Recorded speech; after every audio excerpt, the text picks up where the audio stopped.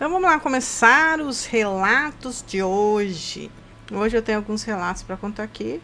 E o primeiro deles é de um moço que nos conta a história do que o avô dele contava. A história não é nem do avô, é do bisavô. O bisavô dele veio da Inglaterra e ele, infelizmente, teve um daqueles traumas de guerra que hoje a gente chama de estresse pós-traumático. Naquela época tinha outro nome. O avô dele conta, que no caso esse era o pai do avô dele, o bisavô. O avô dele conta que o pai dele, né, o bisavô do rapaz, quando ele voltou da guerra, ele ficou visivelmente afetado. E qualquer barulhinho ele ficava muito nervoso. Para quem já assistiu os filmes das pessoas que voltam ou conhecem histórias, sabe? Que realmente eles ficam muito sensíveis a certos sons. E não só isso, tem muitos gatilhos. E a gente não sabe o que vai engatilhar eles.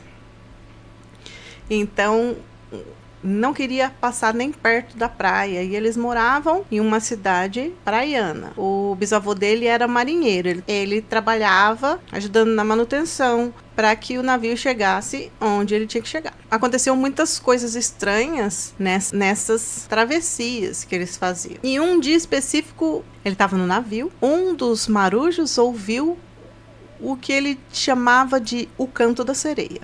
Quando esse marujo ouviu o canto da sereia, ele ficou um pouco desorientado. E ele foi para a popa do navio. Ele ficou olhando aquelas espumas se formando da água, né? E ele estava procurando alguma coisa, mas parece que era só ele que escutava. O resto dos marujos, o capitão e as pessoas que estavam lá, ninguém mais escutava. E ele começou a ficar perturbado com aquilo, perturbado. E quando eles resolveram atracar, ele ficava andando para lá e para cá, andando para lá e para cá, e o pessoal foi dormir. E o cara não dormiu, o cara ficou agitado, o cara ficou andando para lá e para cá, andando para lá e para cá, e do nada o cara resolveu se jogar no mar. No meio da noite. E esse homem subiu, né? O mar é o lugar onde o marinheiro vai quando ele sabe que ele não vai mais voltar. Então ele desapareceu. E uma semana depois, o bisavô desse rapaz, que é o que trabalhava junto com esse moço, começou a ouvir o canto da sereia. E ele também começou a ficar perturbado. Aí os outros marujos falaram: ele deve estar ouvindo o canto da sereia. E aí começaram a ficar de olho nele.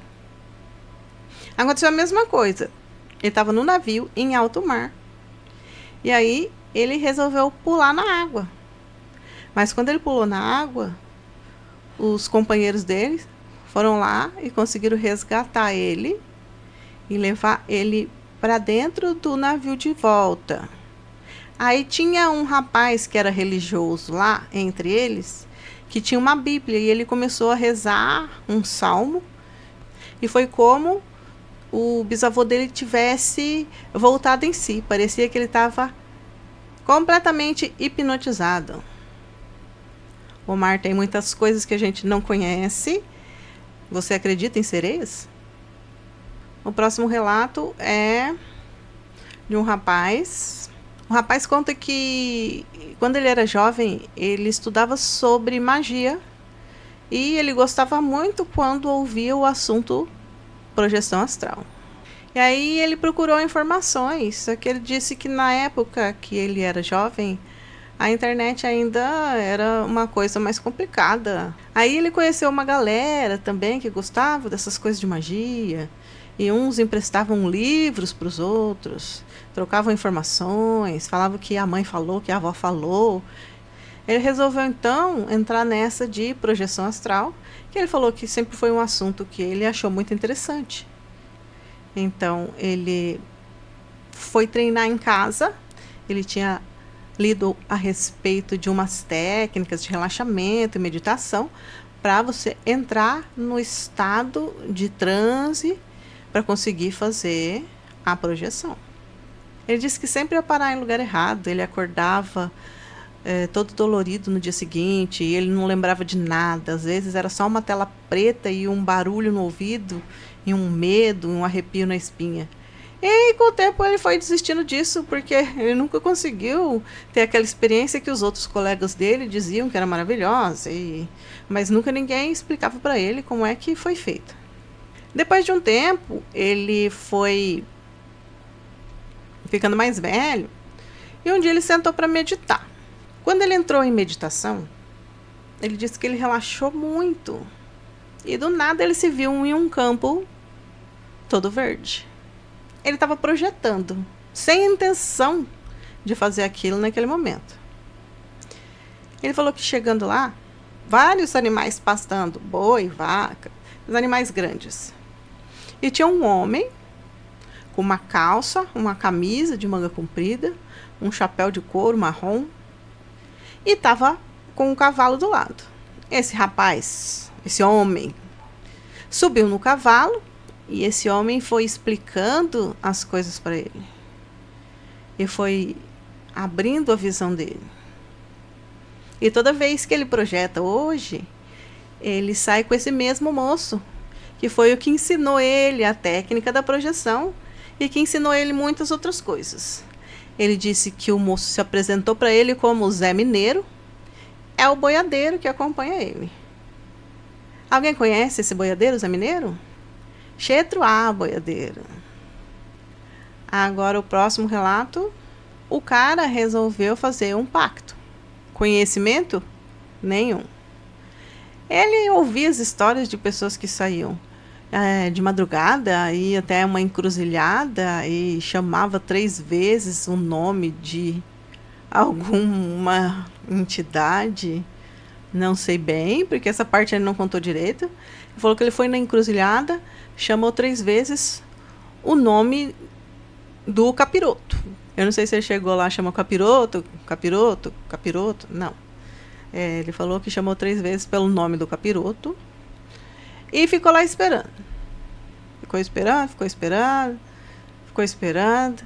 Tinha um canivete no bolso, porque ele falou que tinha que assinar com sangue, que era assim que se fazia pacto, que você assinava com o seu próprio sangue. E ele já pensando, meu Deus, eu morro de medo de ver sangue, eu desmaio. Se eu tiver mesmo que cortar algum pedaço meu para tirar meu sangue, eu acho que eu vou passar mal na frente do capiroto e vou desmaiar, ainda vou passar vergonha. Ele vai falar que eu sou frouxo demais para fazer um pacto com ele. O rapaz ficou lá esperando, não aconteceu nada. Eu falei, quer saber? Eu vou embora. Já estava esfriando, já era mais de meia-noite. E foi ele, andando para casa.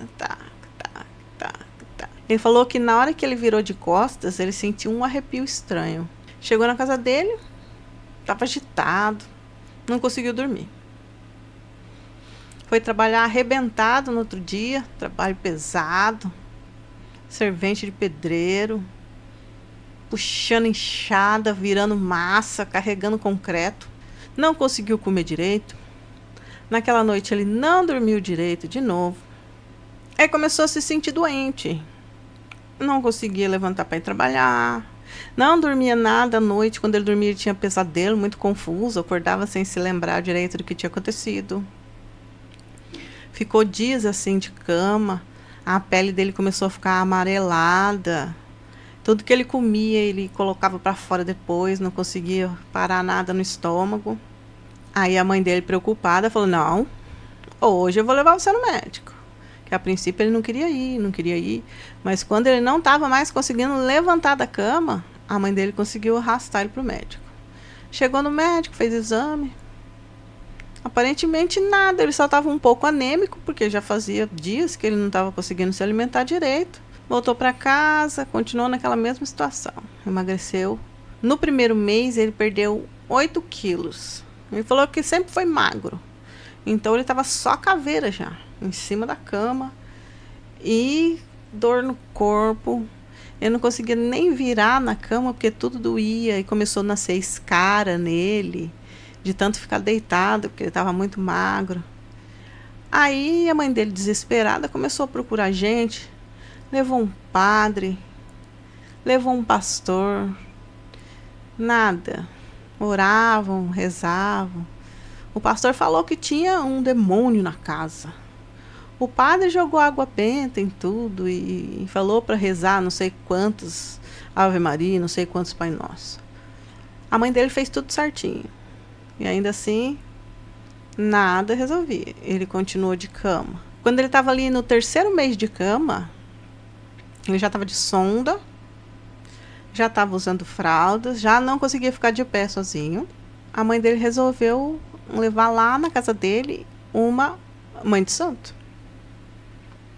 A mãe de santo falou que era um egum de encruzilhada. Perguntou se ele já tinha ido numa encruzilhada, tinha pedido algum favor para alguém e se ele estava devendo alguma coisa. Aí ele falou, bom, eu fui na encruzilhada. Assim que comecei a sentir essas dores. Só que eu não prometi nada. Eu não estou devendo nada.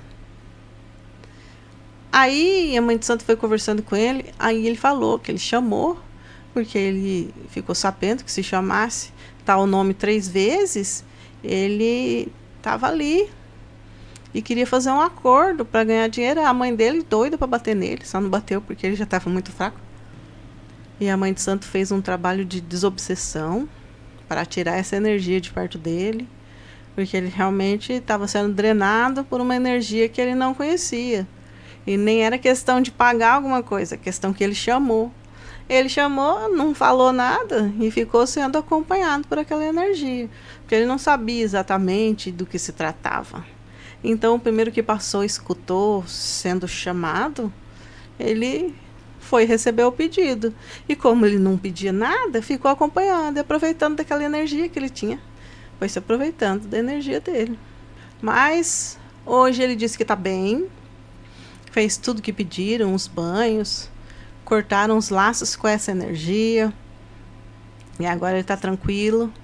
Entrou para a religião e está pensando em começar a trabalhar como médium. O próximo relato é de uma moça. A moça nos conta o seguinte. Tem uma história para contar para vocês sobre um herê. A primeira vez que eu fui no terreiro, estava tendo gira de herê. E lá eu encontrei vários médiuns incorporados, sentadinhos no chão, achei bonitinho. Sentei lá junto com eles que me chamaram para comer as balas e os doces. Quando eu me sentei no chão e comecei a comer, eu comecei a conversar com as crianças que estavam ali. Aí um menininho olhou para mim e falou assim, tia, você vai me dar aqueles morangos que estão na sua geladeira? Como é que ele sabe que eu tenho morango na geladeira? Mas tudo bem, né? Aí eu falei para ele, vou sim, vou até fazer um bolo para você e colocar os morangos dentro do bolo. Ela falou que o menininho se chamava Pedrinho.